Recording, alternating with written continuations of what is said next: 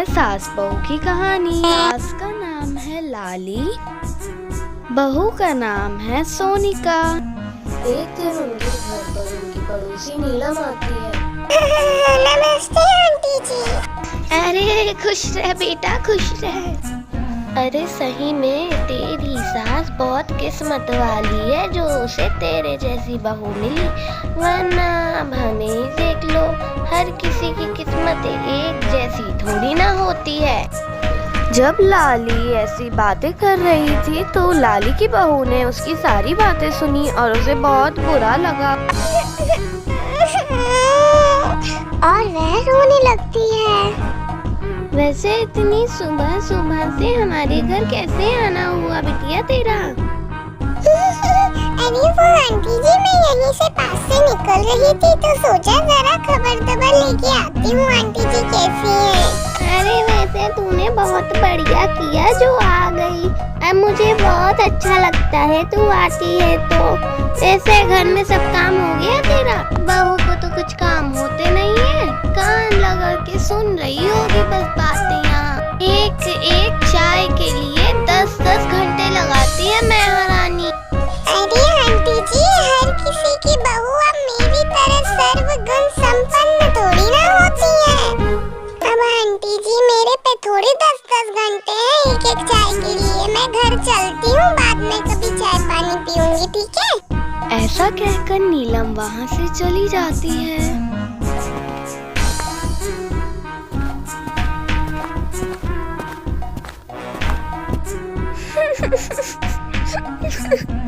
मैं तो अपनी सास की आदतों से परेशान हो गई हूँ। उन्हें तो अपनी बहू के अलावा सबकी बहुएं अच्छी लगती हैं।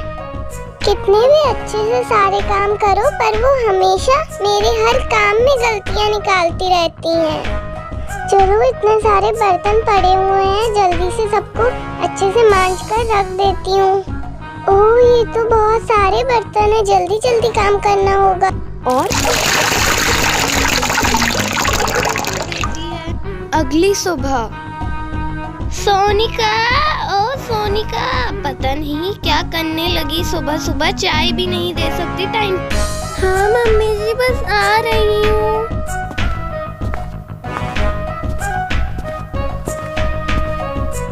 अरे आओ आओ महारानी, 8 बजे की चाय 10 बजे मिल रही है, देखो जरा। अरे मम्मी जी, हॉल गंदा हो रहा था इसलिए जरा सफाई करने में देर हो गई और चाय बन ही गई थी, मैं लाने वाली थी। ये लीजिए आपकी चाय। मम्मी जी अब मैं खाना बना लेती हूँ। लाली चाय पीने लगती है, तभी दरवाजे की घंटी बजती है।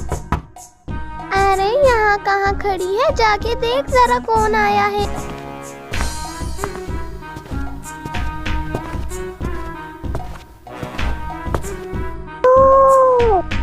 अरे क्या बात है नीलम जी, इतनी सुबह सुबह आप हमारे घर पे? अगर कोई बात है तो आप मुझे बताइए। मुझे आपसे बात नहीं करनी, मुझे आंटी जी से बात करनी है, हटिए रास्ते से।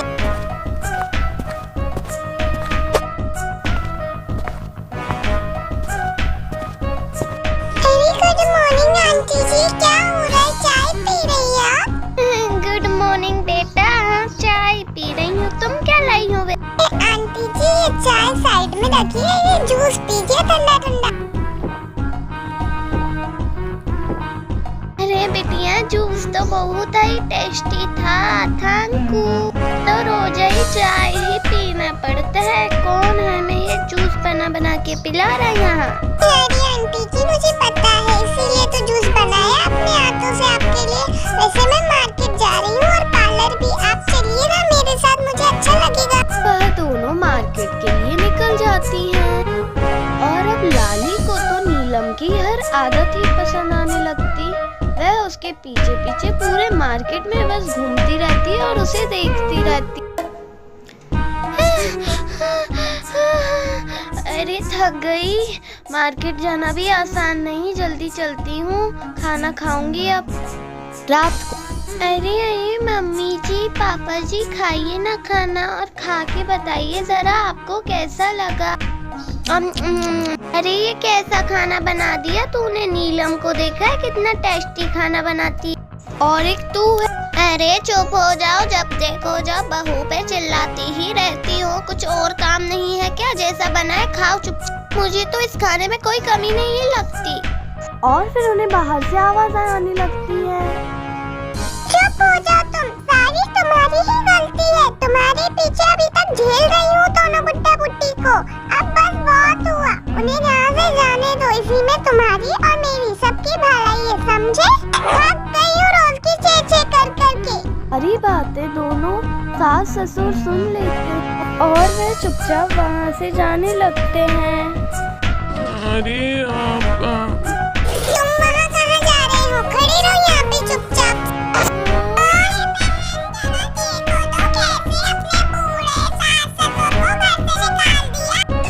अरे देखो बहन, अब हम कर भी क्या सकते हैं?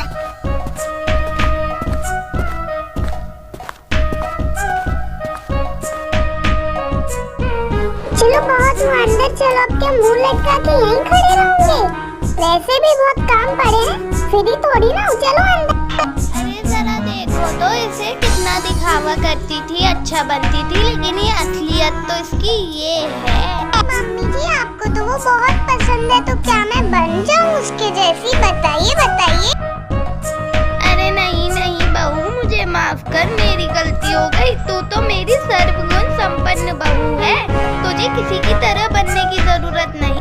तो दोस्तों कैसी लगी कहानी? पसंद आई है तो प्लीज लाइक करना और चैनल को सब्सक्राइब करना। अब मिलते हैं नई वीडियो के साथ।